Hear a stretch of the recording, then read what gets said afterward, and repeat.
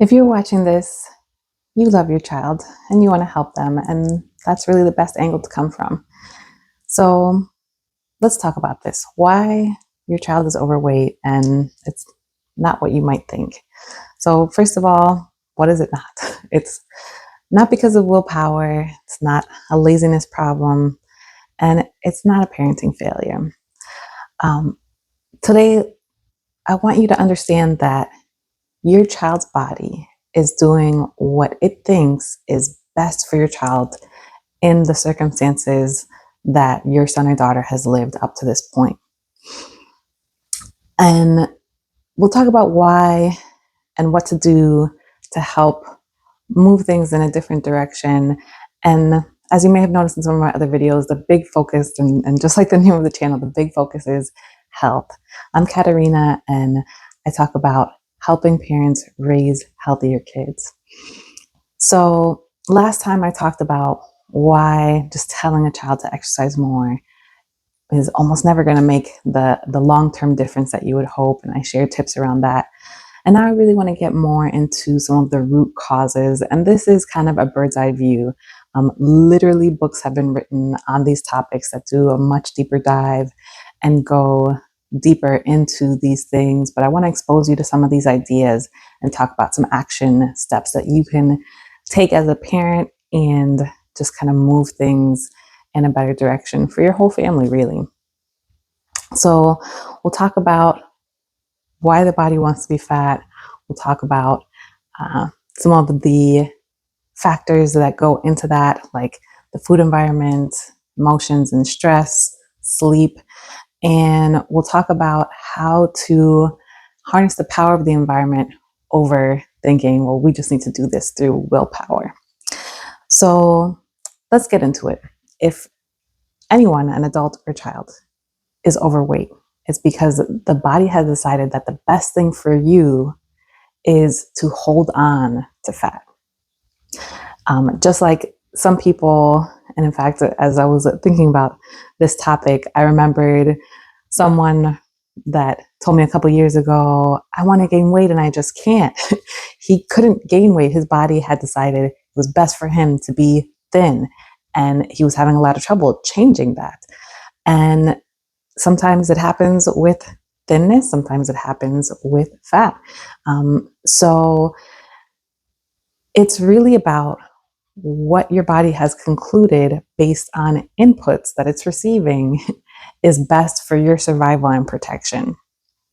And so getting back to this being about your children, your child's body is getting inputs that make it feel like holding on to weight is best for your child's protection and survival. It's not a malfunction. It's not that there's something wrong. In most cases, of course, always, consult your doctor, rule out anything that you might be concerned about. But if you, and I kind of come into these with the guess that you probably have already taken those steps. So, once you've talked to your doctor, they recommended, oh yeah, just work on losing some weight. It's not that the body is the enemy, and taking that and really internalizing that yourself as the parent first. Your child's body is not your enemy. It's not your child's enemy. It really is just working the way the body was designed to work based on the inputs that it's receiving. And what are some of the inputs that can result in the body feeling like it needs to hold on to excess weight? They can be any type of threat, whether it's real or imagined, scarcity, chronic stress, and then some inputs that affect our biology on a chemical level, which we'll get into as well. But what I really want you to take away from this point is when the body wants to be overweight, trying to force weight loss, even with the best strategies, will only result in, at best, temporary change and likely frustration and kind of that yo-yo effect that many of us are familiar with, and you may have even lived yourself. So if you think about your child's health as the sum of all inputs up to now, and I mean all inputs, so it's not only food and exercise, it's everything going on in their life, has been put into this equation coming from all directions that result in this outcome that you currently see. And the good thing about realizing that is you can choose which inputs you want to work on first. And you know your child, you know your family. You probably can have an idea as you listen to this video and as you see other resources, what things will have the biggest effect for us, what things will have the biggest effect for my son or my daughter, and help move things in a way that will benefit them long term in their long term health. And as I share lots of information in the next couple of minutes, I really want you to think of it from that perspective. Don't think of, oh, I have to do all of these things and just get overwhelmed. Choose one, max two things that you want to start changing or tweaking to move in the right direction.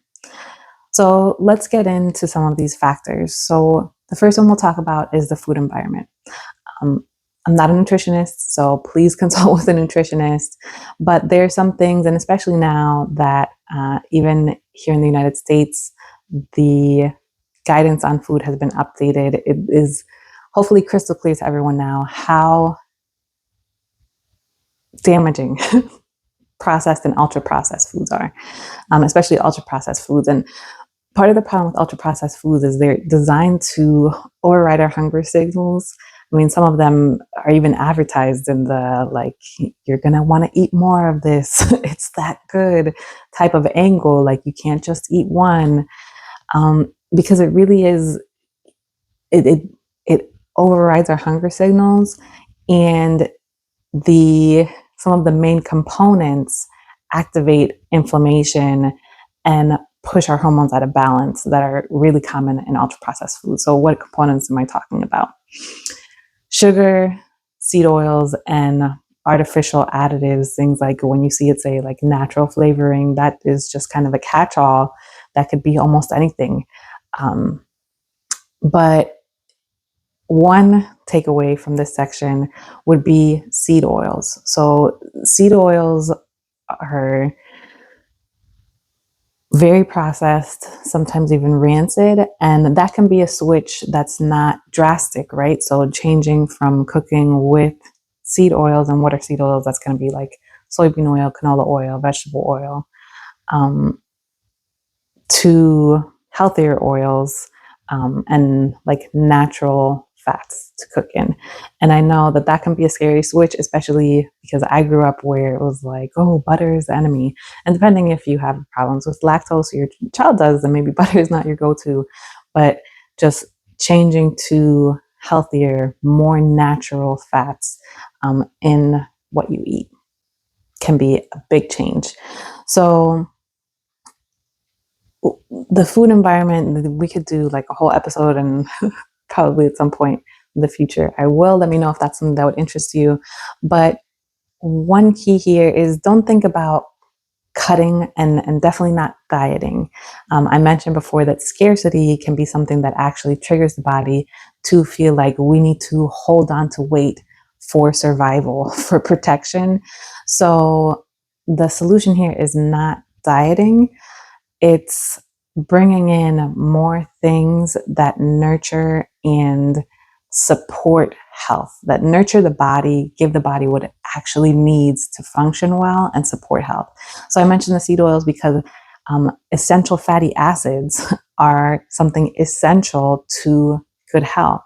And so we want to be getting good fats so that our body has good fats to work with to make our cell membranes and like create our hormones from, and all of these things that we need those essential fatty acids for. But like I said, I'm not going to take a deep dive here, but a main idea is to make positive swaps that don't feel like, that don't make your child feel like they're missing out, right? So if right now your child has donuts every Saturday and you say all of a sudden, no more donuts, that's going to feel like really painful. It's going to feel like punishment. And like I talked about in the exercise video, we don't want health changes to feel like a punishment. We want to add goodness into life. And eventually some of those good things will naturally crowd out the unhealthy habits. But like if there's a certain unhealthy food that's the highlight of your child's day or week, that's not where you start. You start by adding in good things and making swaps where it doesn't really matter. Like if you cook eggs in soybean oil right now and you switch to cooking eggs in high quality avocado oil or in coconut oil, um, coconut oil, depending on the oil, it may affect the flavor. But like if your child is like, coconut, then it's like that's a swap that didn't cause any pain or friction. And those are the type of swaps that you want to look for. And then adding in good foods, like adding in more fruits and vegetables and making those healthier choices easy and available and visible, right? If right now on your counter, you maybe like put out snacks for after school that are choices that fall into that ultra processed food category, maybe not have those out on the counter, have fruits and vegetables out on the counter. Or like right now, one of the swaps that I made a while ago, partially because of my own health stuff, is we get these crackers that are like almond flour based, only clean ingredients. So we still eat crackers, but they are crackers that the body can really assimilate well. They don't have artificial ingredients or seed oils. So, those type of swaps is what I want you to think about, and shifting things that are not going to feel like, oh, now I'm on a diet again. No, it's just, hey, now our family is incorporating more healthy foods because we want to feel good and we want to feel healthy. Second one is emotional eating and stress. And this is a big topic. And the reason it's huge, and I know that this one is really a big one for me personally, and in the next video, I'll get more into my story, but lots of emotions can lead to overeating in a child. So if there's anxiety, sadness, loneliness, boredom, even if celebration is always food, that feel, oh, I'm so happy right now, I want to treat myself. All of those things can lead into overeating and not really being in touch with your true hunger feelings. So there's the angle of that, of like, okay, how are we dealing with emotions? And again, not cutting out like, oh, if you're sad, don't go into the kitchen, but like thinking about, okay, what are some other things we can do, and getting creative, exploring other ideas around regulation, around how can we build more emotional safety and more kind of like decompressing stress into our routines as a family. um, Even screen time, especially like the type that goes from like quickly one video to another, or like very stimulating shows with lots of scene changes and everything, those affect dopamine and other hormones, and then having those hormones out of whack affects our appetite and um, how our body is dealing with stress and how much stress we have. And another angle is if your child is feeling shame or getting criticism about their appearance, about their weight, that can increase cortisol, which cortisol is not like all in all the enemy. We need some cortisol, but if it stays elevated, then that can lead into problems like increased appetite, insulin resistance. And then insulin resistance is a huge one in and of itself, which is again affected by the foods that we're commonly eating. So if there's a lot of sugar, that's going to lead into insulin resistance. Again, I'm not saying, oh, cut this out cold turkey, but just starting to see where can I make swaps and where can I bring in other strategies that may not even be about food, right? If you feel like, oh, my child or in our family, when there's a stressful day, we turn to food, not making it about like, we need to stop this habit, but bringing in a new habit that may coexist with the current habit for a time, but then can take over and be a healthier way of dealing with challenging emotions and stress. On that topic of shame and criticism, if you're here, it's because you care about helping your child get healthier and possibly the angle of helping your child lose weight. In my first video, I talk about that angle a lot around helping them without affecting their confidence. So check that out if you haven't gotten a chance to look at it. A big part of this around helping your child, if this is one of their most challenging points, is working on modeling this not in a forced way, right? I mentioned in a previous video that our children know us. They know when we're being authentic. So this may be something that you yourself need to work on. And I say this because it's something that I have worked on a lot and I still continue to work on as far as like emotional eating and coping with stress in positive ways. But by modeling healthy ways of dealing with stress, dealing with emotions, naming your own emotions as a parent, and doing things and making things part of your life that help you stay regulated, manage just life, staying balanced with your own use of screen time, all of those things, by modeling that and living that, that's a huge part of teaching your child. Especially like younger kids, they are really soaking up so much of what we're doing, much more than what we say and talk about. And on that note, I'll talk about this more in the future, but if your child isn't really talking a lot about their weight, I would not encourage you to start like talking about weight. But like I mentioned in my first video, talking about health and energy and just like the joy of when I eat strawberries, it's just, they're so delicious, or the joy of I love running with you, or, coming from those angles rather than we need to change because this is a problem, but we need to change because life can be so even better than it is now, right? Like, appreciate the good things in your life, and then life can be even better as we bring in these changes, and let's try this for 2 weeks and see how we feel, and things like that. So next factor I want to get into is sleep.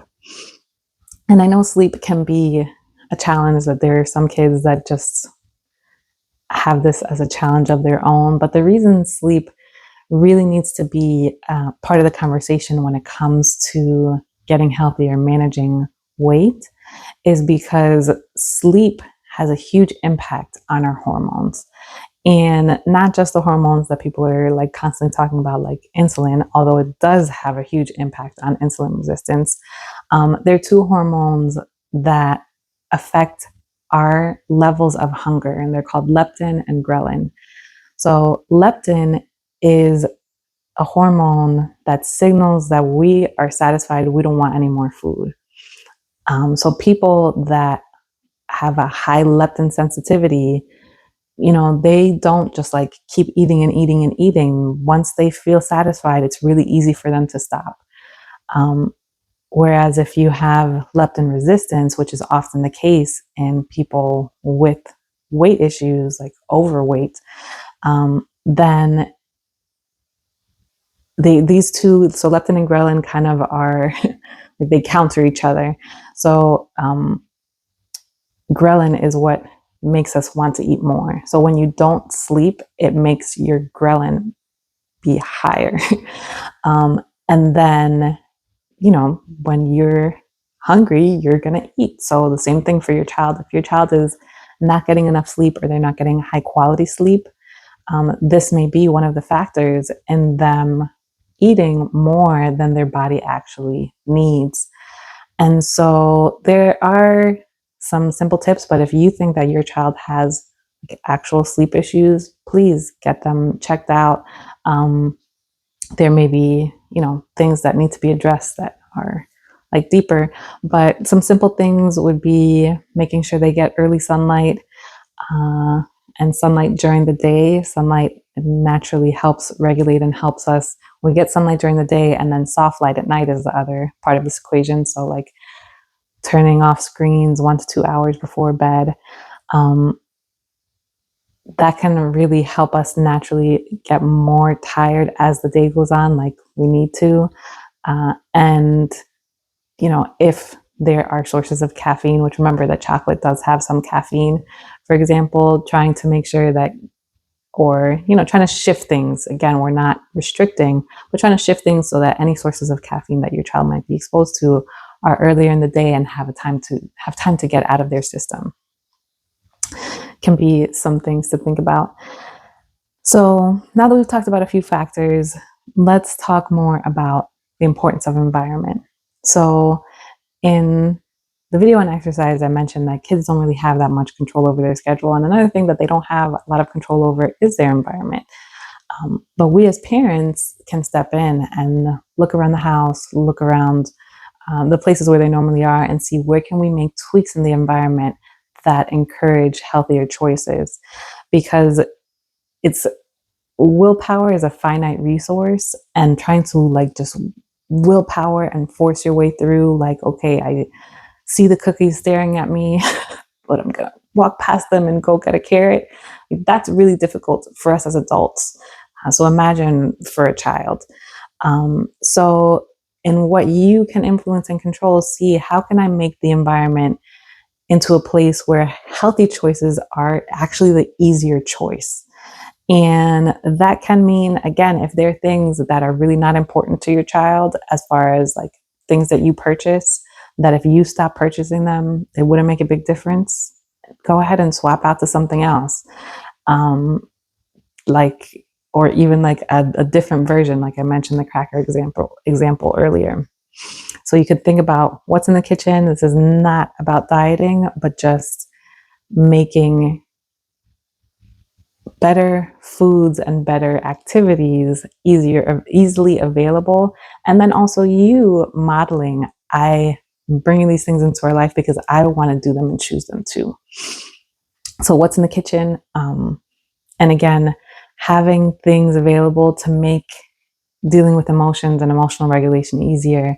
I mentioned boredom can be a cause for overeating. So having options that are available for, if you're bored, we can do this or you can do that,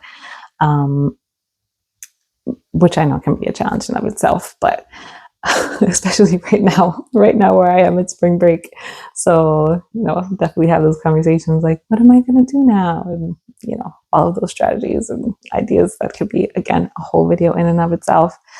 But some things like having a place, one thing that I didn't know about when I was young, and I'm going to go a lot more into things like this in the next video, is how laying on the floor actually is a way that our body can regulate and calm us down, letting your legs go up on the wall, having a space. So that's the kind of thing I mean, is not you need to have 6 different stations for helping your child not be bored, but just having a space okay, this is a clear space on the wall. You can stick your legs up the wall.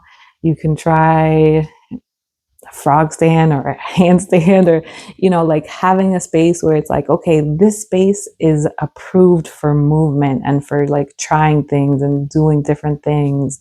Or we're going to keep those squishy stress balls in this basket over here. Whenever you feel antsy, go squish a squishy ball, or just having options like that around, or whatever you find is the best for stress management and emotional regulation for you and your kids. And then another one is maybe thinking about, if this works for your family, bring some routine structure, maybe even rules around sleep and screen time. I mentioned the sun and softer light, but even moving bedtime up, especially if your kid is going to bed after 10, I've read in several places how that window of sleep between 10 p.m. and 2 a.m. for adults is so vital. For kids, it may even be that even before 10 will make a difference for them. And then having the lead into that time, not have screen time. And that doesn't mean that it can't be chill family time. You could swap looking at a TV to listening to an interesting podcast, for example.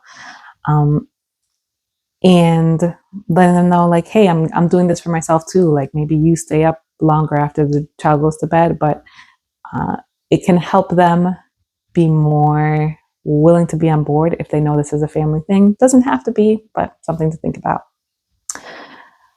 So, shared several tips. Comment what you think you want to try first. Like I said, don't overwhelm yourself with trying everything, but choose one thing that it's like, okay, yeah, I want to see how changing this works for my family. Let me know in the comments what that is for you. And remember, weight is a symptom. It's not the problem. If there are weight issues, there are causes underneath that are influencing that. And it's definitely not a character flaw in your child. The body is responding to inputs. So we can work on changing some of those inputs on our end as parents. And then there may be deeper things that need to be worked through if it is more of like an emotional or mental type challenge that your child is facing. Next time, as I've hinted at already, I'm going to go into more about my own story and how I would have helped little overweight me with the knowledge and everything that I have now. So thanks so much for watching. And if you found this helpful, please share it with someone or like and subscribe or all three. Bye.